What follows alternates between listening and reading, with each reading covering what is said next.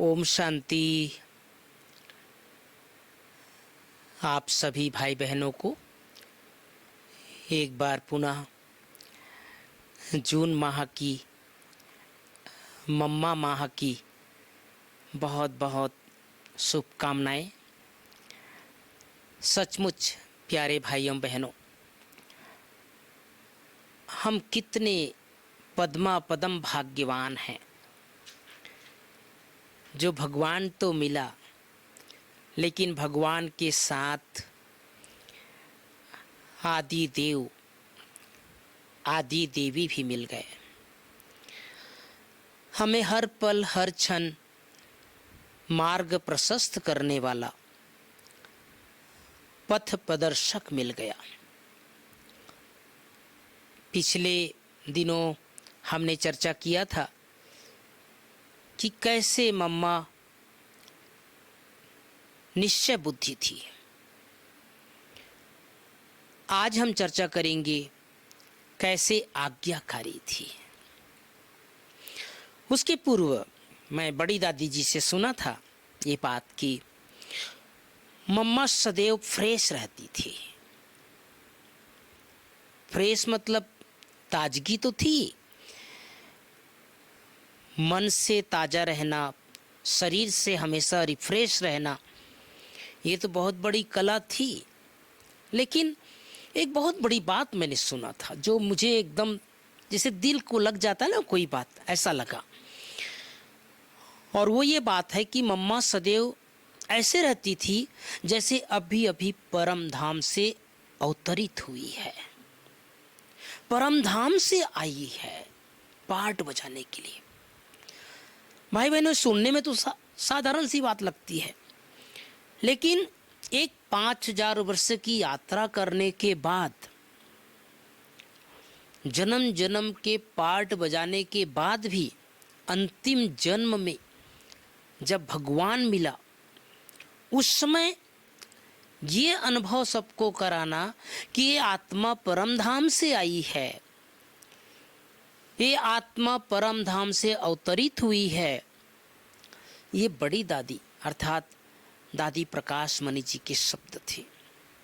दादी कहा करती थी कि मम्मा को देखकर ऐसा लगता था जैसे ये पहले से यात्रा करके नहीं आई हैं।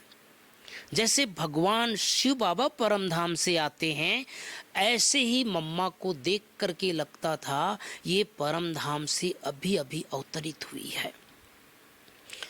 इतना दिव्यता, इतनी ओजस्वी, इतनी आध्यात्मिक पावर अंतिम जन्म में भी मम्मा के अंदर थी। बाबा को पता था ये बच्ची भगवान की बेटी बनकर यज्ञ को भली भांति संभालेगी, और ज्ञान की देवी तो थी। दादी कहती है कि कोई भी व्यक्ति कितना भी ज्ञानवान हो, कितना भी तर्क वितर्क करने वाला हो, लेकिन मम्मा के सामने मम्मा का एक शब्द सुनते ही जैसे वो बलिहार हो जाते थे, वो दंडवत हो जाते थे, वो झुक जाते थे। उन्हें लगता था कि यह साधारण इंसान नहीं है, ये साधारण नहीं है, देवी है, ये साक्षात सरस्वती है, ये साक्षात दुर्गा है। ये सबको फीलिंग होता था। चाहे जज मिल रहे हो, चाहे कलेक्टर मिल रहे हो, चाहे बड़े पदों पर कोई आसीन व्यक्ति मम्मा से मिलते थे, भल कितने भी लोगों से तर्क वितर्क करते थे, लेकिन मम्मा के सामने आते ही, मम्मा का एक शब्द सुनते ही उसके सारे तर्क वितर्क समाप्त हो जाते थे। और ब्रह्मा बाबा का बहुत आज्ञाकारी, जो आज्ञा भगवान ने दिया, जो आज्ञा ब्रह्मा बाबा ने दिया, उसको सिर माथे लेती थी, उसके ऊपर कोई संकल्प नहीं चलाती थी। एक बार एक घटना मैंने सुना है, आप सबने भी सुना होगा। जितने बार सुने उतने बार अच्छा लगता है। बाबा के समय एक पार्टी आई थी और वो पार्टी बस जाने वाली थी। बाबा से विदा लेकर के पांडव भवन के प्रांगण से निकलने वाले थे, उसी समय मम्मा आई बाबा के पास और बाबा ने मम्मा को कहा, बच्ची इस पार्टी के लिए हलवा बना दो। मम्मा का हमेशा एक ही शब्द होता था, जी बाबा। और जैसे जी बाबा बोली और तुरंत मम्मा किचन में गई और आटा निकाली, चीनी निकाली, तेल निकाली, कढ़ाई गरम किया और हलवा बनाना शुरू किया। जैसे ही हलवा बनाना शुरू किया तब तक पार्टी चली गई पांडव भवन से बस स्टैंड के लिए। अब मम्मा तो हलवा बनाती रही, अनेक भाई बहनें आते गए और मम्मा को कहा, मम्मा आप हलवा मत बनाइए, पार्टी तो चली गई।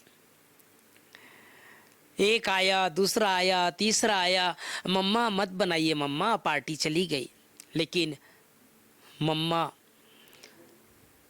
जो आज्ञा भगवान की, किसकी आज्ञा है ये?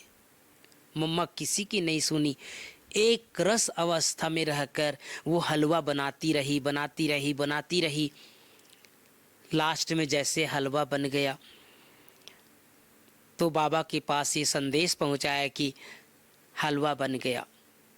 तो बाबा ने मम्मा को कहा कि मम्मा अब इस हलवा को एक डब्बे में डाल दो।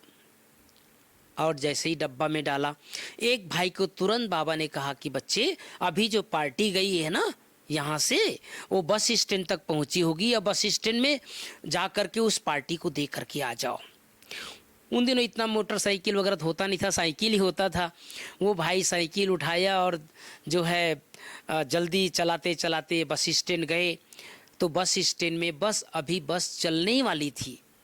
उसी समय उस पार्टी के मुखिया को या ब्राह्मणी जो भी थी उनको बताया गया कि मम्मा ने अपने हाथ से हलवा बना करके भेजा है, बाबा ने मम्मा के द्वारा बनवाया है। सभी जो भी बाबा के बच्चे थे उनके नयन गीले हो गए।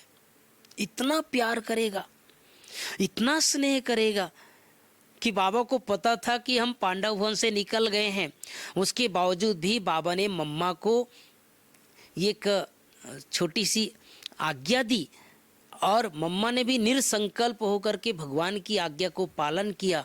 और माँ बाप का कितना प्यार, वो टाइम पर हलवा भी पहुंच गया। कहने का तात्पर्य यह है कि अगर कोई भी बड़े हमको कोई कार्य देते हैं, कोई सेवा देते हैं, उसके पीछे कुछ न कुछ रहस्य समाया हुआ है। और सब जो भी उस समय की आत्माएं रही होगी वो अपना अपना दिमाग चलाते रहे कि अरे अब बनाने से क्या फ़ायदा, पार्टी तो यहाँ से चली गई। हो सकता है बस में बैठ गए होंगे, हो सकता है ये बस अब बाबू रोड के लिए निकल गई होगी। लेकिन मम्मा को एक संकल्प नहीं, बाबा की आज्ञा है, भगवान की आज्ञा है, और उस आज्ञा को अक्षरशः पालन किया। टाइम पर हलवा बन गया, टाइम पर हलवा पैक हो गया, टाइम पर हलवा बस स्टैंड तक पार्टी के लिए पहुंच गई। ये कितनी सुंदर शिक्षाप्रद, ये हम सब के लिए सीखने वाली एक प्रकार से सत्य कहानी है। ऐसे अनेक वृतांत है भाई बहनों जो हम सबको प्रेरित करता है। साकार बाबा, साकार मम्मा किस तरह से बच्चों की पालना की, किस तरह से उन आत्माओं को श्रृंगार किया, उन आत्माओं को तैयार किया।